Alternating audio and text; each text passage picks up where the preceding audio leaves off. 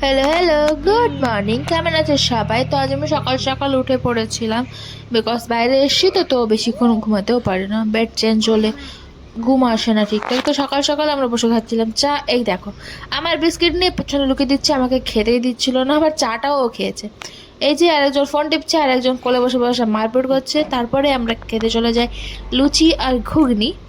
আমার না এই যে দুটো জিনিস খুব ফেভারেট। তো তারপরে আমরা খাওয়া দাওয়া করে একটু গেছিলাম হাঁটতে, সবাই মিলে। গ্রামে তো একটু হাঁটতে মর্নিংয়ে ভালো লাগে, আর শীতের সময়। তো তারপরে একটা দোকানে দেখতে পাই ওই পুরনো স্মৃতি, একটু জেলি, তারপরে একটুখানি আমলকি, এগুলো খেতে না খুব ভালো লাগে। এই যে দেখো, ওর হাতে দিতে না দিতেই ও দাঁত দিয়ে কাটা শুরু করে দিয়েছে। তারপর ও তোর গুটি গুটি পায়ে চলে যাচ্ছিলো আবার বাড়িতে।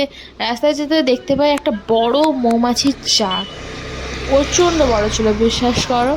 সবাই ঘুরে ঘুরে দেখছিল। তারপরে আমরা চলে যাই ঘরে। ঘরে যেতে দেখা হলো এই দুটো পুচকুর সাথে। এই পুচকু দুটো পেছনে ছাড়ছিল না, পুরো পেছন পেছন খেলাধুলা করছিল।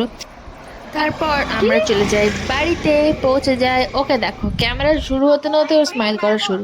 আরেকজন এসে পৌঁছে ফোন নিয়ে বসে পড়লো। সারাক্ষণ এই ছেলেটা ফোন নিয়ে থাকে, আর একটা ছেলে হচ্ছে সারাদিন গেম নিয়ে বসে থাকে। ওদেরকে বকলেও ওরা শোনে না।